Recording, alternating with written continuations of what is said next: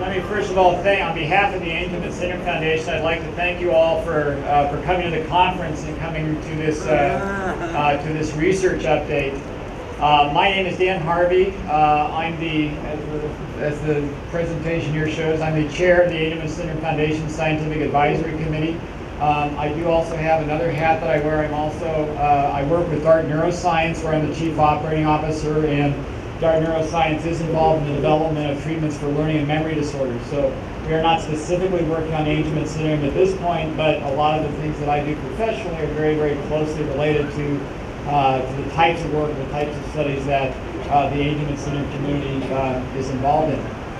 So I'm also, in addition to welcoming all of you to this presentation, I want to make sure that I welcome our internet community. This is being live streamed, so in addition to maybe 300 or 400 people here, we have billions worldwide listening in on this presentation. I want to welcome them as well.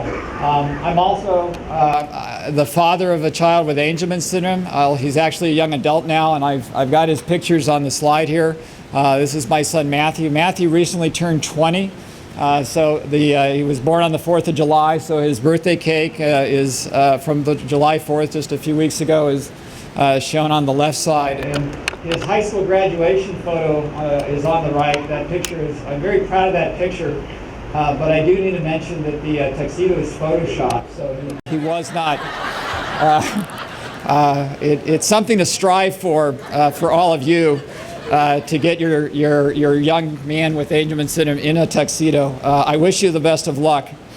But he did sit well for the photo part of it. So what we're going to do today is, traditionally what we do at the conference is provide a research update. In the past, I've given talks giving an overview, and then we have at least one scientist talk in detail about the studies they're doing. But things are evolving rapidly in the research area, and you notice that I've changed the title of this talk to Research and Development.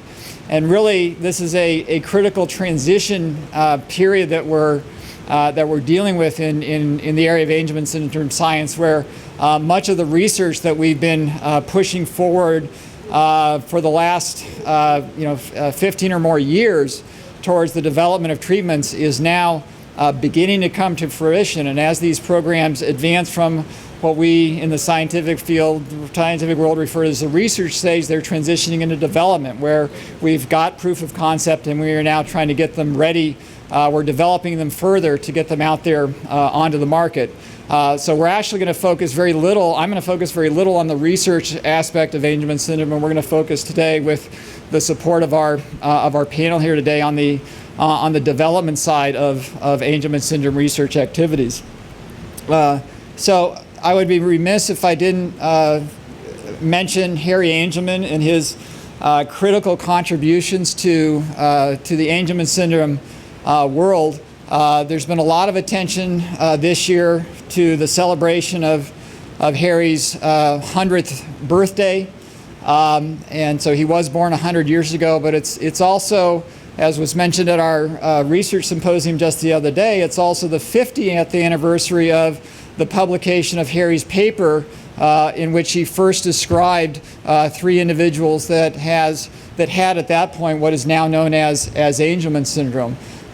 He was a physician working in England and just seeing individuals in clinical practice and put their symptoms together and describe the commonality of these symptoms. And this is what we now recognize as Angelman syndrome. And I just think we all need to step back and think about what it was like for families and people born with Angelman syndrome, in the 60s or earlier, before this was recognized. They really, they were out there and being treated and part of the community, but they didn't have the support that all of us have available to today. And the future was very, very different for them.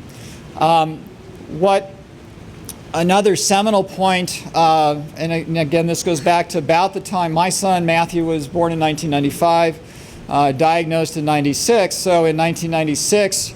30 or so years after Harry's original paper, at that point we had we were developing an understanding of the genetics of Angelman syndrome. And when Matt was born, we knew he had the deletion, but the whole concept of UBE3A mutations was not on the table yet, and that we became the link between Angelman syndrome and the gene, this UBE3A gene that most of you have probably heard a little bit about. That link was established in 1997, and this is, for those of you with some recollection of some of the scientific history, this is a period when the Human Genome Project was very active, and there was a lot of work on identifying genes and associating those genes with disorders and human conditions.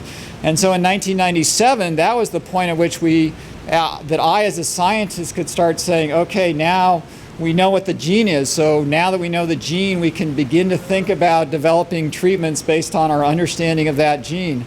And I recall being asked by parents at that point, how long is that going to take? And I said, well, give us 10 years. And I was wrong. It's taken a lot longer than that. But we are now finally at the point where we are beginning to develop an understanding of what's going on in detail with that ubiquitin ligase, this UBE3 ligase, and developing some treatments based on our understanding of that. And as you'll hear about some today, more critically, developing treatments based on our understanding of what's going on with that UBE3A gene itself, and developing treatments based on that, on turning on the paternal version of that gene. So we've made a lot of progress since 1997, and we're really seeing that come together today. This is a slide that I included in my presentation at the conference in 2013, and basically, big picture, there are three general approaches that we as the scientific community is taking to the development of treatments for Angelman syndrome. One approach is to develop symptomatic treatments where we look at the symptoms of the disorder and develop treatments that address those symptoms. So examples of this would be things like the sleep component of Angelman syndrome. We can treat the sleep component of Angelman syndrome with behavioral treatments. We can treat it with drugs. Melatonin and other things can be used to assist in the treatment of the sleep component of Angelman syndrome. The epilepsy can be treated with various different anti-epileptic drugs and diets and things like that. So those are all examples of symptomatic treatments that have been developed over the years that are of use to the community. Another, going back to that identification of the gene, a sort of traditional drug discovery approach would be to study the role of that gene, the UBE3A gene, and identify druggable targets that are in the pathways that are involved in that gene.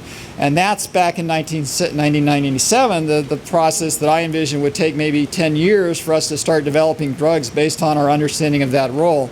And that's actually ended up being a much more complicated process than I had envisioned at that point, and that the community had envisioned. And basically that UBE3A gene interacts with a whole lot of proteins, and our understanding of what it's doing is developing, but it's a very complicated process.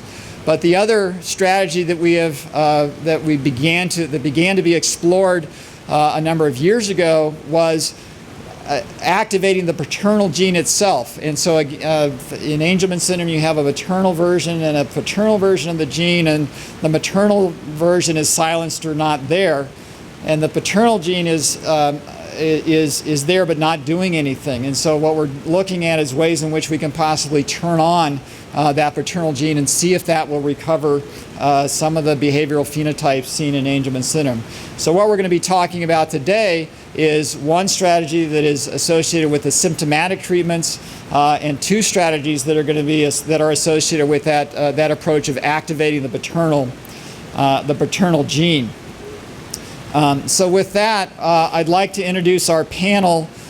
We have three individuals who are going to be, each of them is going to give a brief overview of what their organization is working on.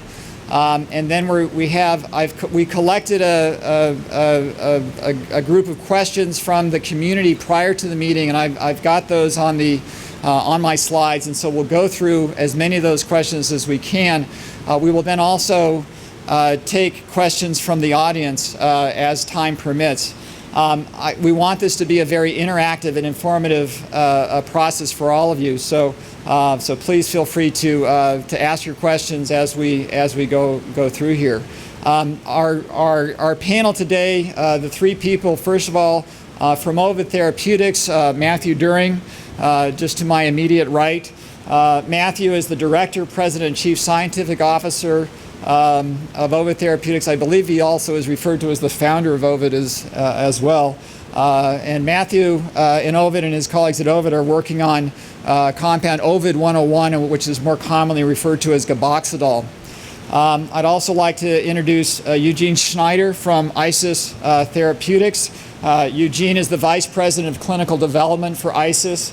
ISIS is and I have to mention, they were in existence well before, going back to the 90s, well before any issues with ISIS, the other ISIS, became involved. So I have to mention that. There's no affiliation there. But ISIS Therapeutics is a antisense oligonucleotide company that is based in the general San Diego area near where I'm based. And they've been active for many years in that ASO area, and they've recently got involved in Angelman syndrome research, and Eugene is going to be talking a little bit about their approach and what they've been doing in collaboration with Art Baudet's group at Baylor. And then to the far right here, Jody Cook from Agilis Biotherapeutics. Jody is the Vice President of Operations for Agilis, and she will be talking about the approach that Agilis is taking based on some work that was done a few years ago in Ed Weber's lab on AAV gene therapy, an AAV gene therapy approach to treatments for Angelman syndrome. So that's our panel. Let's start off with a big thank you to them for participating today. What I'd like to do now, we're going to have each of them give a brief introduction to their work, and I'm going to first swap computers with Matt here, so give us 1 second.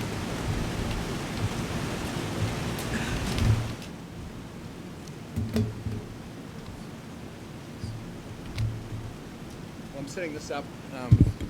I'm competing with the rain. It's making me feel quite at home. I come from one of the wettest countries in the world where weather like this makes me feel very much at home, and it's midwinter there. So I'm originally from New Zealand, so this is good.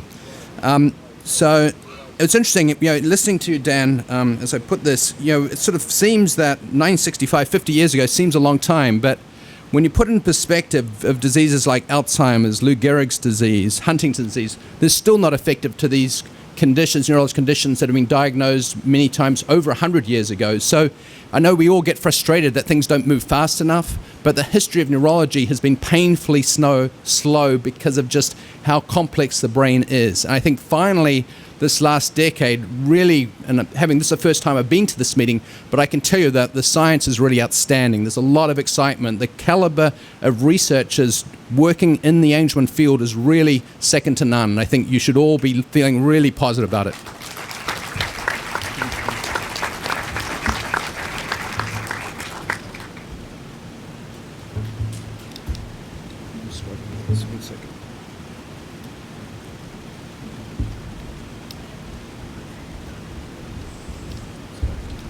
Do you need help?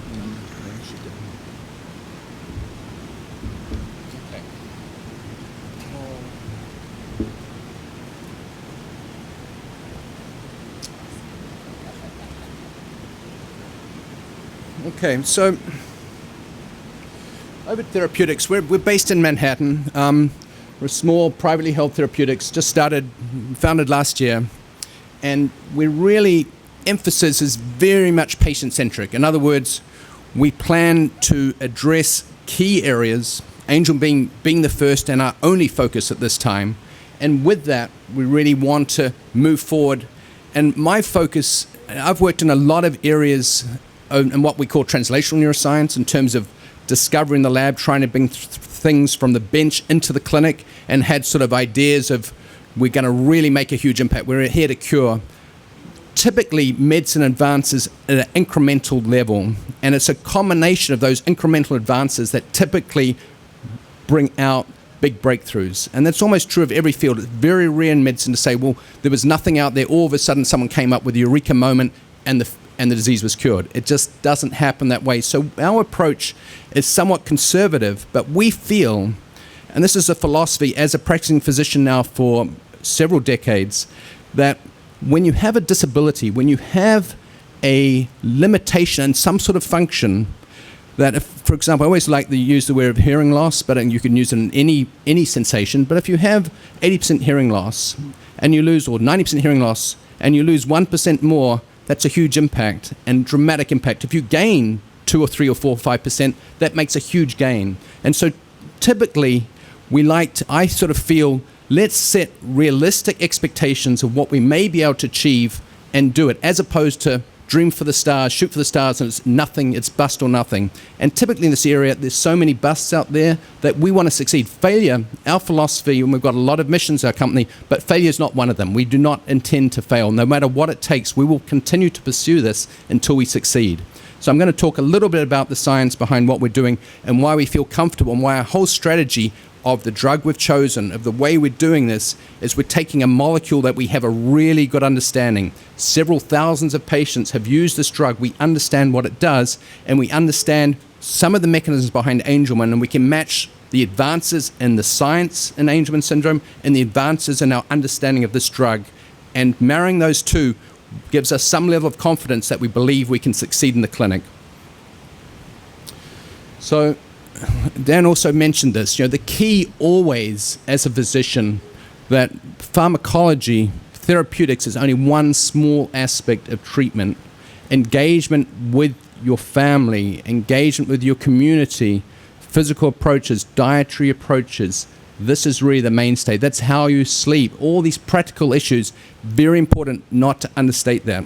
I'll give you one example of the significance. So there's been several trials in the recent years in Fragile X syndrome. Big companies, very smart companies, Novartis, Roche, all of these companies had drugs they believed were going to succeed. And they ran controlled studies. And the controlled studies had one group, of course, gets the active drug, one gets the placebo. And they know that placebo effects, there's a placebo effect, as we know. That's a real thing. You engage, you take a drug, you believe it's going to work. The observers, your family, everyone believes any change you see relates to drug. We've done studies where we actually did neurosurgery in the brain, and we did half of them, we did active drug, half of them we just drilled a hole through the skull. The next day, every single person believed they got the active drug. It's just part of human nature. If there's an option of getting active drug or placebo, we all have that optimism that we believe we're the ones who got the real drug. Because of that, these trials failed in part because the placebo effect was so strong. Just getting that drug, having people take care of you, going to the clinic, every single little change that child had, the way the parents engaged. Well, my child didn't do that before. Must be the drug. Then they engage more. They control. There's more belief. So Novartis thought about that. They thought, okay, we'll give everyone the placebo. We'll wait a month, and then let's see what's happened. Well, what happened is that they then randomized after 1 month. They gave half the active drug, half placebo, and followed for another 3 months, and then out to 2 years. Throughout that 2-year period, the placebo group continued to improve for the whole 2-year period. No difference from the active drug. So I just want to let you know that revolves around this first part. Your engagement with the child probably is more important than anything else that we can do today. Just remember that. We will make it helpful, but you have to not forget that your engagement, your involvement makes a huge difference. Environmental enrichment has profound activity at reversing all sorts of these animal models, sometimes more than drug therapy. So again, it's just the first point I want to emphasize here.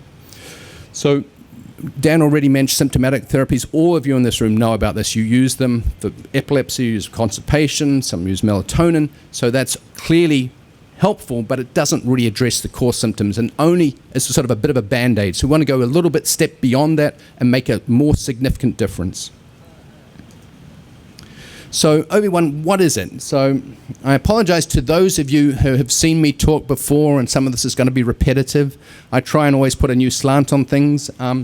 But this mushroom was really the core of our drug. And it was the particular scientist here, Professor Krogsgaard Larsen's a Danish scientist who was very passionate about this mushroom because it's not the sort of psychedelic mushroom you've heard of. This mushroom contains 2 key chemicals that work on the brain. One that excites the brain, one that inhibits the brain. Both of them have certain degrees of non-specificity. They have peripheral actions. So he spent a large part of his career trying to isolate and make a better chemical modification. And this is really some of that. And I put from mushrooms to beer now because he's now the chairman of the Carlsberg group, the Danish beer. So he certainly stayed. He loves the brain, likes psychoactive treatments. So anyway, so the molecule THIP, that was the original name, bit of a mouthful. It's got a terrible chemical name. So it was renamed by a Danish company that many of you are familiar with because they market the drug Onfi here, Lundbeck. Lundbeck discovered this was related to Cogswell's glass, and they developed this drug, and I'll talk a little bit about that. And this compound, gaboxidol, as Lundbeck named it. So what is it? Well, this is a little article, and I encourage any of you who are interested. It's from Harper's Magazine. Any of you we can give this article, so any of you who really want to read it, we'll make it available. But basically, what this tells you, and you can read it yourself, but I just want to say this was in the days where most individuals working on the drain drug used to give it to themselves to test what the function was. They didn't really have good models, and so there's a lot of the self-administration. And what he said here was that he took the drug and he took repeated blood samples, but he felt so good, the needles didn't really hurt him at all, and it was just had felt comfortable, felt good, and this was great. And they thought, well, it's an interesting drug, there must be some potential for it. Interesting, so that's when the drug was first discovered. Just this year, a group in London who's very interested in drugs of abuse particularly, but also interested in alcohol, did a study to say what happens when you give the drug and you run a questionnaire that's used to assess alcohol. It's called the biphasic alcohol inventory. And what it does is it scores the symptoms that you get when you take a drug and the positive effects. This is what the reason down the bottom is why most of us take alcohol, for those of us who are drinkers. We feel elated, excited, energized, stimulated, vigorous, up, talkative. And we really don't like the other parts, the sedated feels, the heavy head, the inactive, the sluggish.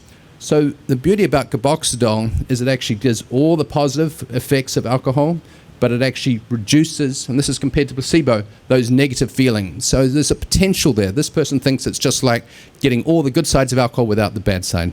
It's a side part. So anyway, I'm really excited about taking the drug myself. As soon as we're just synthesizing some, we're getting some shipped from Denmark, and I'm going to be one of the first. Of course, I'm a physician. I can self-administer. So just to let you know. Okay, when they discovered and synthesized this drug, they didn't really know. They had a very simplistic idea of how it might work. It was like the GABA molecule. The brain operates, as most of you know, both electrically and chemically. One brain cell talks to the downstream brain cell through an electrical signal that then releases at what we call the synapse, this connection between two, releases a chemical messenger, binds to that postsynaptic cell, and either activates that cell if it's excitatory, or inhibits it, turns it down. So one of them is sort of like lighting the fire, and one is like putting water. The molecule that's like the water in the brain is GABA. And that's the drugs that work on GABA we use commonly to treat seizures. We use it to put people to sleep in anesthesia. And so we use it for anxiolytics. We use it for sleep. So there's a broad use of drugs that work on that pathway. When they first developed this drug, because it's very similar to the GABA molecule, they thought, well, let's use it for brain conditions where we know there's deficiency of GABA. And this is some of the conditions they tried it in. However, it was a very naive idea, and I'm going to try and keep the science very light, but if you think I'm talking too basically, I'd love more questions if that comes up, but I'm going to try and emphasize a couple of things. One of the things we've understood, and I'm going to show you a little bit more scientific data on this as well, is that increasingly in neurology we're understanding the significance of sleep, and not just the amount of sleep, but the quality of sleep, what we call the sleep architecture. And the particular parts of the sleep you really want to emphasize is slow wave sleep, that's the restorative sleep, and REM sleep. Those are both important in terms of reinforcing memories and in terms of just energizing activity for the next day. So if you're missing out, it's not just if you're going to bed and sleeping, but that quality of sleep is important. Every sleeping pill out there interferes with that sleep architecture. This drug does not. It gives you actually improved sleep architecture, and that was a big reason why it was going to be developed for sleep. It doesn't have tolerance. In other words, tolerance means when you take a drug repeatedly, the effects wear off and it loses its power. No next day tiredness, speaks for itself. No interaction with alcohol, and very importantly, because this is really what the developers were trying to do at the time that this drug was being developed, Ambien was still the biggest drug. It was controlled the market, and Merck, who was developing at this time, wanted a drug that could compete with with Ambien. The only way you could compete with Ambien's what we call a scheduled drug. As you know, there's drugs. Scheduled drugs are drugs that are controlled. You need a special prescription. You can't call it in. I have to write. You have to hand it to it. Some of them, like heroin's, are Schedule 1, and the ones that are least dangerous are Schedule 4 drugs. So hypnotics are what we call Schedule 4 drugs. They're all scheduled. It's a problem. They felt that if it had no abuse potential, it could be non-scheduled. Ambien's a Schedule 4 drug. That would give it more of a commercial model. That was the goal behind it. So what happened is, when they ran the studies, it was very safe, it was good sleep pill, but because they wanted to have non-scheduled, the FDA said, fine, use it in people with a history of drug abuse and use doses 3 times greater. And that subpopulation, and they compared with Ambien, both the Ambien and the Gaboxetol group had some small groups had hallucinations, but it was a very small, much less than Ambien. What was the bigger problem was that significant patients got some degree of euphoria and said they'd like to have the drug again. And that meant it potentially had some abuse potential, because the moment you have a drug that causes any sort of makes you feel good, and you might want it again, the FDA says, well, that's not going to be good for you. You have to control it. So anyway, they felt then it had some potential abuse potential. Just to get that straight, the drug has never caused hallucinations or these effects in non-drug abusers. People who have a history of drug abuse, firstly, have a brain that predisposes to drug abuse is different. And secondly, the moment you start to use on a regular basis drugs that are psychoactive and induce hallucinations, your brain is really reprogrammed and your likelihood to have psychosis is much more. So we are not expecting to see that, because in doses 10 times greater than we plan to use in Angelman, it has never been associated with hallucination. So I just want to put that out there. Okay. It's a very safe drug used in 3,000 patients. It's very clean. The body handles it. It's excreted, doesn't put any challenge on the liver, doesn't affect your respiratory function, your cardiovascular function, your blood. So this is a drug that's very, very well tolerated. Those are very key criteria for us. As a physician, the first thing is we always say primum non nocere, first do no harm. So even if you can't be confident you're going to make and help someone, at least do not hurt them. And we feel safe this drug will not hurt anyone. So, as I said, that's the drug. So how does it work, and what's this mechanism? Well, we all know about UB3A, the key gene involved in Angelman syndrome. So that deficiency of UB3A, and what UB3A is essentially is a way of saying every protein in the body, every protein in your body turns over at a certain frequency. Some of them, like collagen, certain collagens last 100 years. They hardly turn over. Others turn over in a matter of minutes to hours. So proteins that turn over relatively rapidly, the way they turn over is they basically say, well, the protein's getting a little bit old, we don't want it, we want to control it. So it gets tagged. It gets tagged with ubiquitin, and that basically shunts it to what we call the proteasome, the sort of destructive process, gets sent out to the dump. So when that process is disturbed because you've lost UB3A, you get a buildup of certain proteins. This is a very simplistic analysis, but it's just to keep it there. One of the targets for that is a protein that we call GAT1. GAT1 is a molecule that sucks up GABA, takes it up, and so this little diagram looks like a little bit of a Hoover, but it's actually really the end of a nerve terminal. That's what it's meant to represent, and those little circles there have the GABA molecule. And when you actually have activation of that cell, that neuron, you release GABA into the synapse, acts on those red proteins, that's the receptors, that's a GABA A receptor, activates the chloride channel. All of you or anyone who's been on clonazepam, this is activating those receptors. That actually drug binds those receptors and allows GABA to be more effective. It doesn't actually activate itself. The drug that we're developing acts on that purple receptor, and that purple receptor has a very different function. I'm going to talk a little bit about it. It mediates this concept that's very important. If there's only one thing you get out of this talk in terms of science behind, is we're working on a concept called tonic inhibition, and I'm going to describe to you what tonic inhibition means. So just to go a step further, this is a little bit of the molecular pharmacology, and I'm not going to spend too much time. But those little, on the right-hand side, you can see our little drug, OV101 there on the right. It binds to the receptor with the purple subunit. These are made up of 5 different protein subunits. They're basically channels. They allow chloride, and those of you who have a chemistry background know chloride is negatively charged. Negative, when you have negative charge inside a cell, it basically quiets them down. That's fundamentally how this works. So by binding to that receptor, allowing chloride to come in, you basically clamp down, you quieten the cell. And what does that do? Well, this is really what it does. This is a very simplistic concept. But all of us in this room right now have all our senses active, and we have enormous amount of sensory input. Most of you are unaware of 99.999% of what's coming in, because we filter out all this noise. We pay attention. Some of you pay attention to me or pay attention to whatever else, but basically you're filtering out that external noise. And that process that filters out, that sets that filter, is tonic inhibition. When you lose tonic inhibition, and this graphically is represented, so the signal, the things that we need to pay attention to are those blue waves. The orange waves is the noise, and you can see here when you've lost tonic inhibition, there's an enormous amount of noise out there, and that really drowns out that signal. So when you restore the noise, the signal, restore the tonic inhibition, I say, you filter out the noise. So now you can see most of that noise is gone, and you've actually emphasized the signal. So you pay attention to what's regular. So how does that impact? So this is not unique to Angelman syndrome. There's a lot of sophistication in this, but the simplest way to think about it is that in Angelman system, there's a noisy sensory input.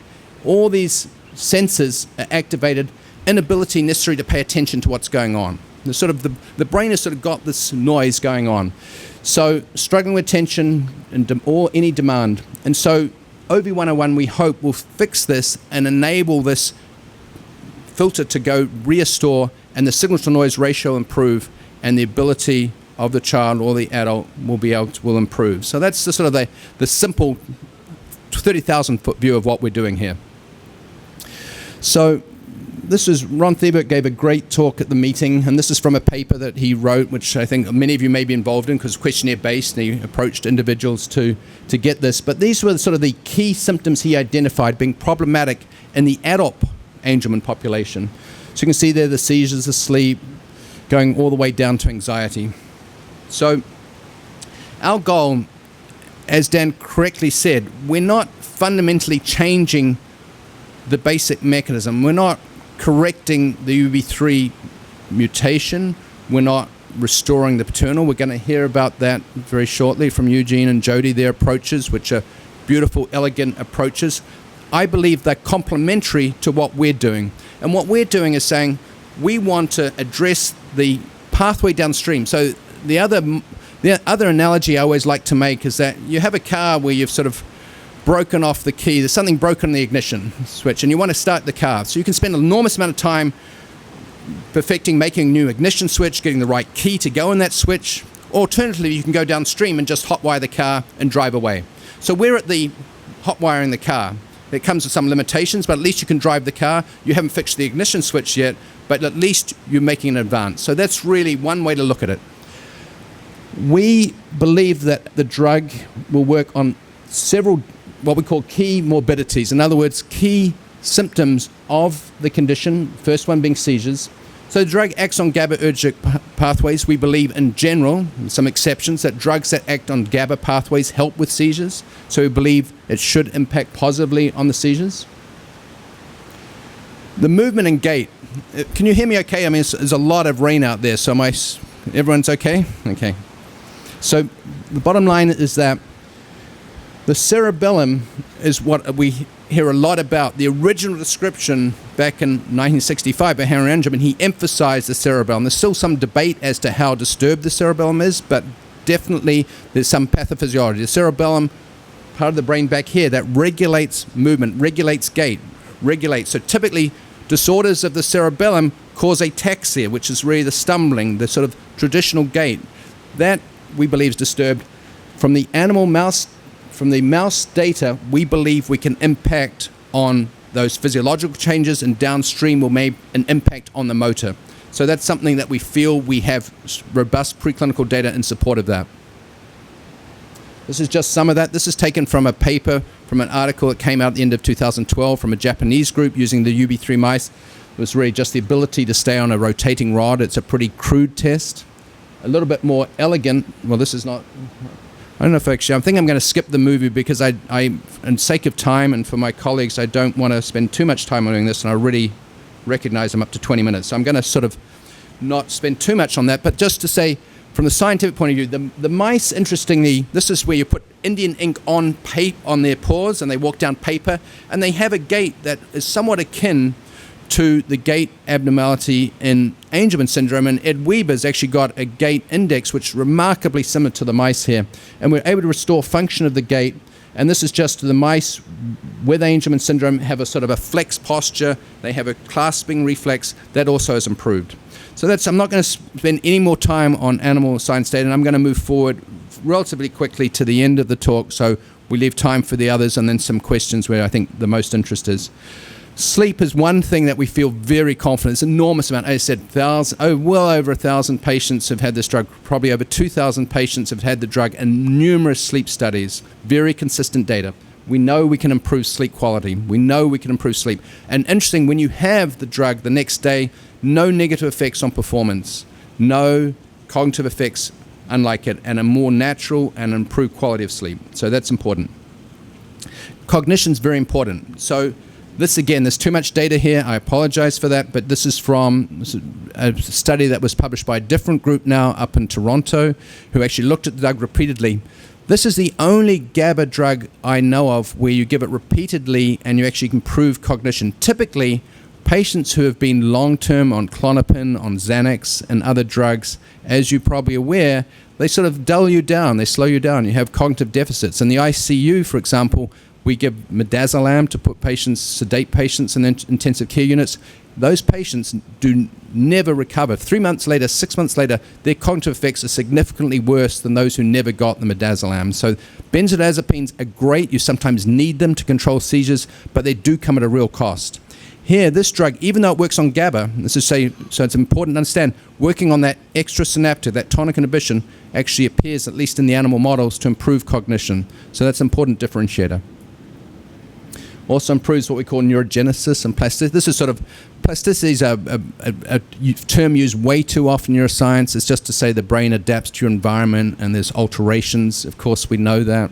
But anyway, in terms of the animal models, that does change and it does improve.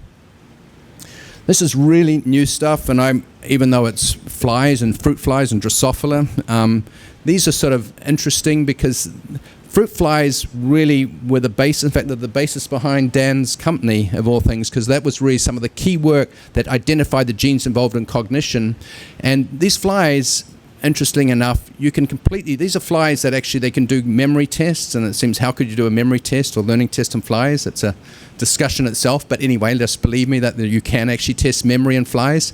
And interestingly, just by restoring sleep with OV101, you completely reverse the learning phenotype in these flies. So it's sort of interesting that the drug can also work in animals as small as flies.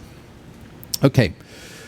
Behavioral disturbances, aggression and anxiety. There's also clinical data that the drug can actually impact on aggression, and a lot of animal studies to suggest that as well. So we think also can impact in a positive way on behavioral disturbances and the anxiety, which Ron was emphasizing yesterday in his talk, how important anxiety is, and it's often not that apparent. The way anxieties manifest can be in many different ways. So it's something I learned while I was here. So thank you, Ron, for that, to explain how important that is. Reflux, again, I'm not going to spend time on this, but the drug has potential there. That's a little bit out there. We're not confident about this, but it certainly won't hurt, we believe. There's scientific evidence suggests it may improve. So in the end, and this is just to finish off, and I'm going to do one slide on the trial design, and that will stimulate a little bit of interest and questions, I believe. But basically, we feel we can approach multiple symptoms, not just a simple symptom. We're not interested in even though I said science advanced incrementally, we believe we're interested in making a significant impact. We're not interested in developing a drug that's marginal benefit. This has to be something that you really notice. It has to be clinically meaningful. So how are we going to start with this? Well, for those of you who are frustrated, because I know I spoke at FAST in December and saying, we're moving forward, everything takes time because it's, drug development involves, no matter how passionate, how driven, how hard you work, it's up to regulatory. You have to go through. The drug has to pass certain releases. You have to interact with regulatory bodies. You have to have IBs. You have to identify the sites. You have to and the worst thing you can do is move fast, but do a poor trial design. very important. If we're going to be the first company, which I believe we will, to treat Angelman syndrome, we can't get it wrong. You do make one mistake and it changes the dynamics. People, it scares other people off. We want other companies to be in this space. We're focused on improving the quality of life. Ideally, we'll make a contribution. Ideally, both ISIS and Agilis will make a contribution as well. That's my goal. That's our goal. We're here for the families. And we want to do a trial design that's careful. So this is a sort of overview of the trial design. We're starting with adults, and the reason we're starting with adults is very simple. We have a pretty good idea on dosing in adults. We don't have a very good idea on dosing in children. It's as simple as that. And we will move immediately after the adult study, again in 2016, into the pediatric population.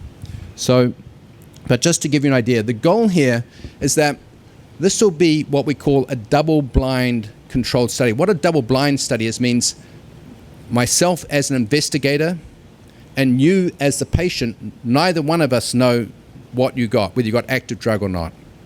And that's a very important trial design to be able to demonstrate there's a real benefit. Any trial design that's open label, in other words, where you know what you're getting and there's a belief you know exactly what you're getting, it's so prone to having placebo response. Even if you get quite remarkable effects, you never know whether it's just because the bias that the individual has, the placebo effect, lots of things you don't control that could be contributing to that benefit that has nothing to do with the drug. So the only way you can be really confident is this trial design. And we're doing what we call a dose ranging because we're going to have different doses and different schedules, administration schedules of the drug to make sure we don't underdose, we don't overdose, and we capture an optimal dose. So when we move forward to the next trial, what we call a pivotal trial, we know we've optimized the way the drug's administered. So initially there'll be 60 patients, and importantly, we'll run it for approximately this. Remember, everything, there's one caveat I have down the bottom. All this trial design is still tentative. We have yet to actually get the buy-in from the FDA to get the final approvals from this, but this is just giving you our current state of thinking, recognizing that this may adapt and change over the next few months. So what we'll look at is primarily, at this stage, even though it's a controlled study, we'll make sure that it's safe and well tolerated. And then we have these secondary and what we call exploratory endpoints. One of the big issues with a new, in this context, a new disease from a regulatory point of view, in other words, there's never been a drug approved for Angelman syndrome. That means the FDA has never agreed that what constitutes an important endpoint. So there's a lot of learning that we have to do as well as the FDA has to do in terms of finally getting a drug approved. So we have what we call these exploratory endpoints. Which of them ones look robust? Where is it where we can really see an effect? What is actually reliable? And that is where some of the complexity behind trial design comes into. We have a great team. The team behind an Ovid are people with long-standing history and interest in this space who really know, have actually had drugs approved in the orphan space. So we're not coming to this naively, but in the same token, there's a learning curve here. So finally, what's the timeline? File the IND, that's the FDA, this coming quarter, initiate the trial first half 2016, follow up with pediatric trial, and the final trial 2017. All goes well, we hope to be able to market the product in 2018. So thank you very much.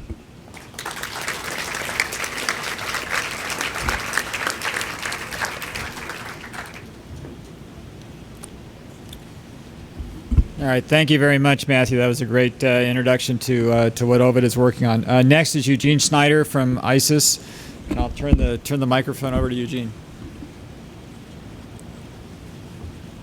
Thank you, Dan. Thank you, organizers of the meeting, for inviting us to speak with you. Thank you for organizing the rain on behalf of the Californian who hasn't seen the rain in months. Really appreciate it. So my goal today is really very, very briefly to introduce you to ISIS Pharmaceuticals. Yes, we are in California, not the Middle East. And also to tell you why we believe that antisense technology, which is our platform, has a potential to provide a meaningful therapy for patients with Angelman syndrome. And last but not least is to answer your questions. Really, this is your session, and you've been extremely patient, and I really want to have the opportunity to answer questions you may have. We are much further or ahead, I should say, than Matt. So there's no timeline slides. Unfortunately, hopefully next year I will be in a better position to tell you exactly where we are and how close we are to the clinic. But we are still very early in our journey. The company has been around for 25 years. It has been a remarkable journey of a very committed group of individuals who believed in the platform, in the promise of RNA-targeted therapeutics. And this is really the platform, remains a platform that ISIS is committed to. We have come a long way in the last 25 years. We've made a lot of mistakes along the way, and this is how science evolves. And I believe over the last 5 or so years, once we've ventured into neurology a lot more and a lot more seriously, we are in a much better position to do things better, particularly in the rare disease space. And hopefully I'll be able to articulate to you why I am confident that we will be able to provide something that is of meaning to patients with this disease. So 25 years ago, again, there was a group of people who thought that in addition to small molecules, so the traditional drugs, and big proteins, which is kind of the second platform in the pharmacopoeia, there could be a third group, and that third platform includes sort of in between drugs that could potentially target in a very specific and precise way the intermediary between the gene and its product, so the gene and the protein, which is the RNA. And this platform evolved into the antisense platform that ISIS is now advancing.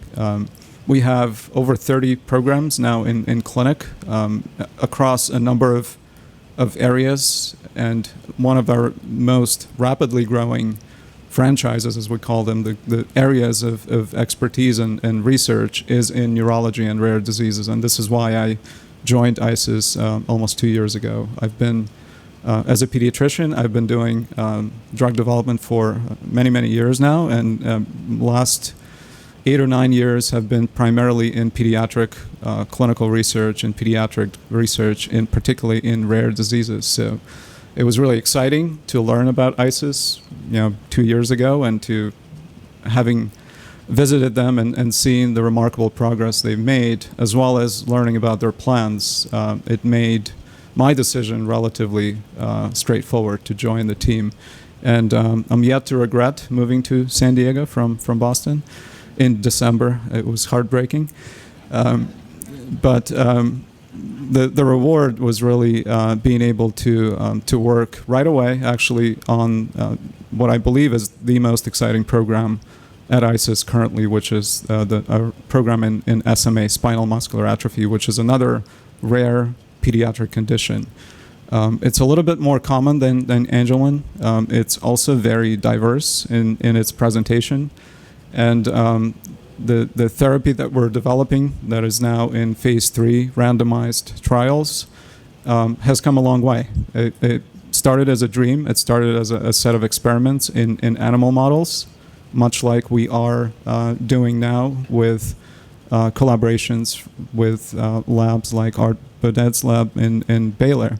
So a while back, when ISIS began experimenting with what is now known as SMNRX, or ISIS 396443 for the insiders, there was no idea. We had no idea whether we could even deliver an antisense drug for a neurological condition, because again, these drugs, unlike gaboxidol, are larger. They're pieces of DNA. Basically, they're modified strings of DNA that bind to either messenger or pre-messenger RNA in a very predictable and zipper-like fashion, if you will.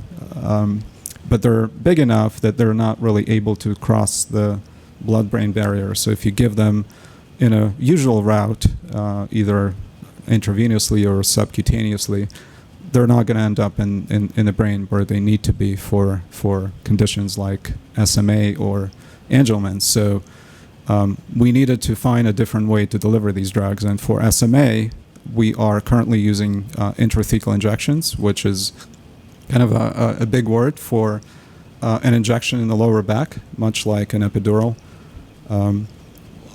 Fortunately, the drugs have very long half-life. They stay around for a very long time in the brain, and they act for even longer amount of time. So for SMA, that translates into very infrequent, in some older children, twice a year, only 2 injections a year. In younger infants, it's 3 injections a year after sort of an introductory period where they get several in a row just to be able to build up the levels in the brain. And we think this is probably going to be the way we deliver drug for Angelman's.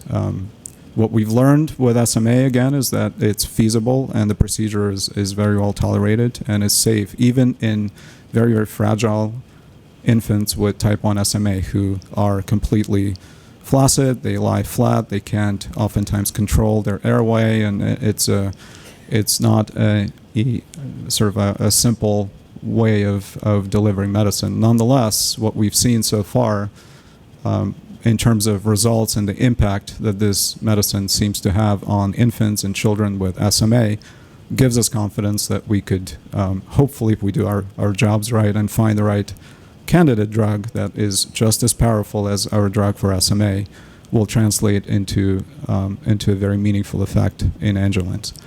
So really where we are now is we are in all of the, in parallel, working with our collaborators in trying to fine-tune the models, the animal models, and learn about the true effect that antisense could have on silencing the paternal UB3A, and that's, I probably should have mentioned it, that this is the therapeutic proposition. We are targeting the paternal UB3A gene that is intact but silent, kind of lazy, in patients with Angelman syndrome by the antisense drug to turn it back on. That's the basic promise.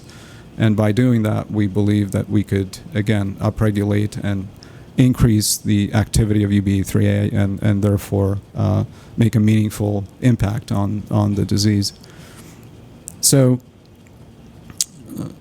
simply put, in parallel with all the animal work, we are currently feverishly, as rapidly as we can, screening hundreds of different sequences against the targets alongside the non-coding RNA on the paternal silent UB3A gene.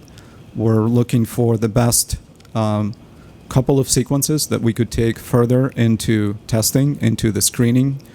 And over the last 25 years, what ISIS has done well is develop a very predictable screening panel where all of our ASOs pass through a number of checkpoints to ensure that they're active, to ensure that they're safe, and they bind where we think they bind, and they don't bind anywhere else. And that's important for being able to ensure good safety, but also good activity. So this is where we are.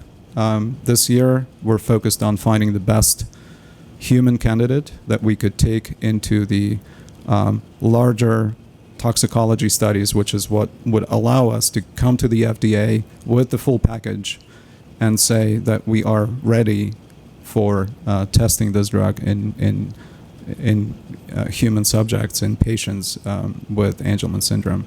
So, again, no dates yet. This is as Matthew said, this is an incremental process, but once we have a drug that we believe is active and safe to be taken further into humans, I would be very happy to outline what the plan is for our trial. Our first trial will be focused primarily on safety, as all of these typically are in clinical programs.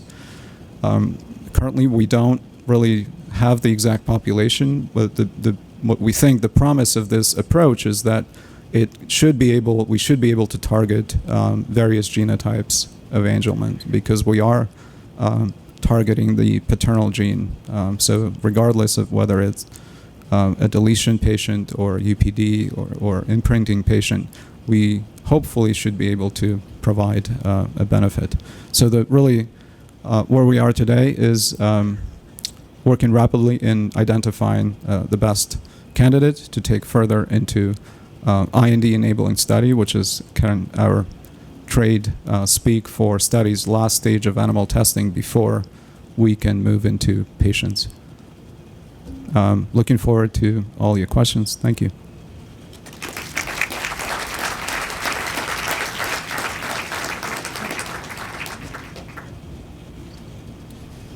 All right, thank you very much, Eugene. So our third speaker is Jody Cook from Agilis. Oh, and we've got to get my computer back up here. So. Well, thank you very much for having me here today. It's great to look out here and see all of you in the audience, and also welcome those of you on the internet. And I'm happy to say, as someone that comes from the East Coast with a lot of rain, that it has stopped, so the background noise distraction for me now is less. Thank you. How many of you, is this your first Angelman conference? Oh, fantastic, a large number. It's also my first Angelman conference, and it has been fantastic. And I anticipate the rest of you that this is your first day, and through the weekend will find that there is an enormous amount of support here. There's great science going on. There's families with children that were diagnosed earlier supporting each other, plus there's advocates and people from all over the world. So it's really been a fantastic experience for me. And I'm happy that I'm able to present to you very briefly a little bit about who Agilis Biotherapeutics is and what our vision is and how we can work with you to bring treatments and therapeutics to those of you with Angelman syndrome. Agilis Biotherapeutics is focused on innovative DNA therapeutics to treat rare genetic diseases of the central nervous system. We typically focus on diseases that are very debilitating and in many cases fatal. The company was very purposely founded in 2013 and really came together with a group of investors and a group of people with passion for making a difference, with an interest in what we call synthetic biology. So a group of people got together that understand applying engineering principles to biology and then look for ways to take that knowledge, focus their money, their investment, and build a company to really make an impact. Agilis is headquartered in Cambridge, Massachusetts, and like I said, we were founded in 2013, and we've really got up and running in the last year. DNA Therapeutics is essentially a gene therapy company. Gene therapy it has been around for a while, and there's been a lot of science over time invested in improving gene therapy, and now we're going to work with that and take it to the next level. So at Agilis, we look at three pillars. The first one is the DNA product, or the gene. What needs to be fixed, and how can we work on that? We look at the second is the vehicle. How do we get that gene to the patient? And the third is the delivery.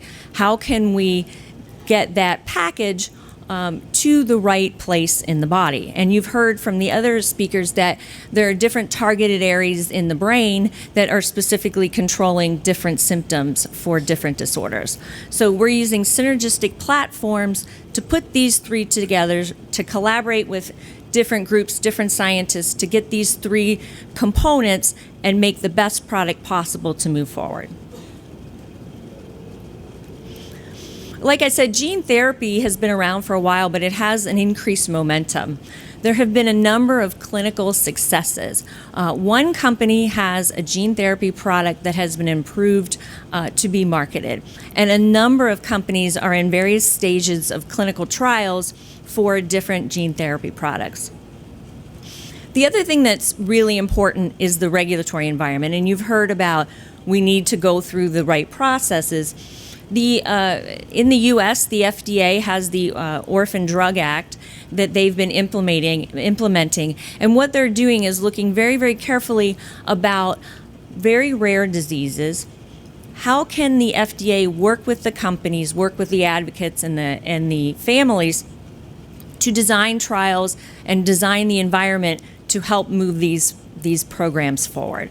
It's not like there's thousands of patients that we can do a trial on. There's only so many patients, so we need to design the best way forward. And the regulators understand that and in fact are encouraging that. It's really wonderful to hear them come talk to us and tell us about ways to help us move this forward faster. Another thing that we think about is the manufacturing and quality infrastructure. And it seems very simple. Oh, you just make a pill. Well, in gene therapy, we're in a biologic. It's not that simple. And early on in the research, it's always been done in the universities, and you make something and you take it to the next level. But over the last decade, groups have been very focused on how do we improve the manufacturing, how do we make sure that the biologic is the same over time. And that's very important, and that is really coming of age at this point in time. And really key to moving all of this forward is there's a significant amount of investment flowing into this space. There's a growing interest from investors, and that creates momentum as more money come in, as more companies have more and more successes. That really will help move things forward faster. So at Agilis, we're very excited because we feel like we are at the convergence of all the really key elements that are going to make this successful. First of all, the specialization and expertise. We've been working in neurology. The scientists in this room are specialists. We have expertise in rare diseases and specifically in the CNS delivery. So we're not building laboratories in our facility and figuring it out. We're going out and collaborating and finding the people that already know this and pulling them in with us to move it forward. We have a group of advisors that are world class. It's amazing, and they sit down with us and we work through some of the details. Like I said, the gene therapy process has really moved ahead. We understand what we need to do clinically. Regulatory has moved ahead, and now we have a really good manufacturing system. And what is really key for rare diseases in particular, and which really is fantastic here, is that it's an organized community. It's a very interested and active community, very nice group of people that are totally willing and able and interested in helping all of us collaborate and talk about what do we need to do. How can we make this move forward? I can't even tell you how many people, parents, have come up to me and said, okay, what can I do? What can we do now to help you move this forward? And I know that's the case with all of us. It's been wonderful. So if we can pull all this together, that really gets the capabilities, the momentum moving forward. So at Agilis, where we are right now is our pipeline. We have one indication called Friedreich's ataxia, which is our first indication that we're working on, and those are in what's called IND-enabling studies. Friedreich's ataxia has one defect in the frataxin gene, and similar to Angelman has one defect. And so that program is a little bit ahead right now, and so we're in the IND-enabling studies.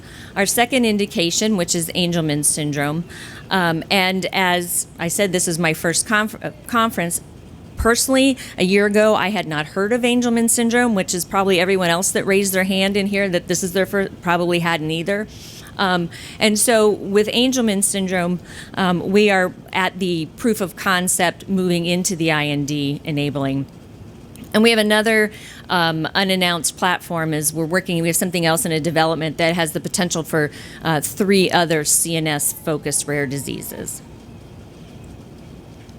So Angelman syndrome, we had done some research and had spoken with a number of the experts, and Dr. Ed Weber at the University of South Florida had done some early work in gene therapy, AAV gene therapy. So within the last few months, we entered into agreement with him that we will take that to work with that and develop that further. And excitingly, I can say as of July 1st, we actually started our research with him, and that has moved it forward. And as anyone, I know everyone's impatient, and I've already asked if we have any results yet. So we unfortunately no. Let me tell you a little bit about gene therapy and try to relate it specifically for what you're interested in for the Angelman syndrome. So we take a piece of the DNA. In this case, we're going to take a piece of the DNA. Okay, so we focus on that. So it's the UBE3A. All right, so we know if that's deleted, we're going to focus on that. Then we need to take that piece of the DNA and put it into some kind of vehicle that will ultimately get into the patient. So in this case, the vehicle is an AAV. So it's a virus. It's the AAV virus. It is the AAV virus for us because it has been proven very safe. It does not integrate into the genome. Everybody has quite a lot of AAV viruses already naturally occurring in your body. So it's a very, very safe vehicle to put the DNA into. So then you deliver the vehicle to the patient, and it infects the target cells. So in the brain, if you have cells that need the UBE3A, the virus infects those cells, it releases the DNA, and then it can turn on and create the protein that's not there. So that's how gene therapy works. I want to spend a little bit of time talking to you about the drug development process because there are a number of steps that are required to go through before it gets into clinical trials, and I'm sure many of you want to know when will things get to clinical trials and when will things be approved. The first stage is really discovery, and that's where you do the basic research, and that, as Dan said, has been going on for a number of years, and there are many fantastic amounts of science going on here that I learned about this last 2 days, and that has gone over the last decades. Dr. Weber in Florida had done the discovery work and ultimately published his paper in 2011 that we have now picked up on and will move that forward. So the discovery part of this for us has been finished. Then you move into what's called preclinical or non-clinical studies. And this is where you do a lot of work with the mouse, you tweak your therapeutic, you change some things around, and you repeat it, and you look at very specific targets. Can you change something? Can you change a behavior? So you spend a fair amount of time in preclinical until you can get your lead candidate that you really believe that you want to take into humans. In parallel with that, in a lot of cases, you do what we call process development. When you manufacture a therapeutic, you have to be able to ultimately give it to a factory or a manufacturer, and they have to get it right time and time again. And everyone goes through this. You need to develop how to process. How do you develop it? How do you make it? How do you make it every time that it's the same so that when you give it to one person and give it to the next person, they're getting exactly the same thing. So we can do that in parallel while we're doing the preclinical work. And that's where we are as Agilis today. When we get to the point that we have our lead candidate and a process developed that we know that we can repeat, then we go file with the FDA. And if you've heard they're saying that IND or IND enabling studies, that's the file. And what does that mean? That means you go to the FDA and you show them everything you've done along the way, and you're talking with the regulators who are smart scientists who look at it objectively and say, yes, we believe that all this makes sense, and it looks like you have demonstrated that this is a good potential treatment that looks like it's going to be safe, that they can allow you to move forward. Now, before you actually get to FDA to talk about that, you've interacted with them a number of times. And that's a really nice feature of what's been going on with the regulators over the last few years, particularly in rare diseases. They will interact with us all along the way. What you don't want to do is do this big, huge study on animals, go there and they say, well, that doesn't make sense. So you go in ahead of time and you talk with them about your proposals, what you think you're going to do, and get feedback along the way. And I think, even Matt was saying they want to make sure that their clinical trial protocol is okay before they launch it. So that's what you do when you file with the FDA. Immediately after that, then you're able to get into your phase 1 study. What a phase 1 study really is about safety. So you want to make sure that you dose escalate, making sure that the therapeutic is safe. Now, you've done a ton of work ahead of time to make sure that, in fact, you believe that's going to be the outcome, but that's what the goal of phase 1 is. What we also do in phase 1, particularly in rare diseases, is look at the outcome measures, the potential outcome measures that we're going to use in our pivotal study. So there'll be exploratory outcomes. Like we've already heard today, there'll be some gait analysis and various things along the way to understand. We think this is what it's going to treat, but let's test on a population and see where we go from there. Following the phase 1 study becomes the phase 2 continued safety and efficacy study, and then ultimately you file with the regulators to have a therapeutic approved. I'm going through this with you just to so that you get the idea that when we say we're going to have more results and more results, we'll continue to move it forward. But there's a process you go through, and it's a very well-defined process. It's very interactive with the regulators. It's a very necessary process. We want to do it, and we want to make sure at every step along the way that we've thought of everything that we can think of. And that's the key with collaborating with the scientists and the key opinion leaders and the families to understand, make suggestions of how to interact to make sure we've covered all the bases so that when we get to the trials, we've set it all up for success. So what are our next steps as a company? We have, like I said, July 1st, we launched our first set of studies with Dr. Weber in Florida, and we are optimizing the DNA components, so the UBE3A that he used in his early studies. We're working on making some tweaks to that to make sure it is exactly what it needs to be. We're also optimizing the vehicle, or that AAV. Like I said, they're naturally occurring, but we know that we can change some components in that can specifically help us target parts of the brain. Following that, we will launch into our safety studies, and this is, I think we heard someone say that the tox studies. So there's a large amount of toxicology. We want to make sure that we go through all the appropriate studies before we give it to humans, develop manufacturing, investigate route of administration. We want it in the brain, intrathecal delivery, you've already heard, which is essentially like an epidural.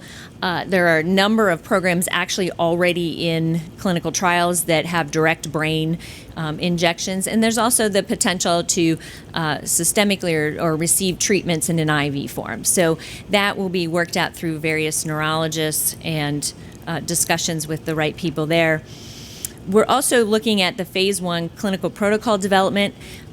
We need to be looking at that now, because while we're developing the drug candidate, you're also looking at what are the meaningful, measurable outcomes that we want to achieve. We don't want to just show something that's not going to translate into meaningful benefit. So we need to start looking at what are the outcome measures, what is the baseline of the outcome, and then how do we measure from that to a therapeutic benefit. We're already in discussions with the regulators, move through to IND, and then into phase 1. So like I said, we are in a purposely built company. Our key is to collaborate with the scientists, with the families, to really put the needs of the patients first. So I put our pictures up here because we are here. Fortunately, Mark couldn't make it, but Greg and I are here, and so we hope that you come up and have conversations with us. We also, like I said, have a great scientific advisory board that we meet with them very regularly, and many of them have been in early gene therapy, have done treatments of the CNS, have worked in rare diseases. So we have a lot of experience in our core group that we can bring together to move this forward. And certainly the Angelman Syndrome Foundation, thank you very much for having us. You've been very welcoming and very wonderful, and thank you all for your attention. And I look forward to your questions.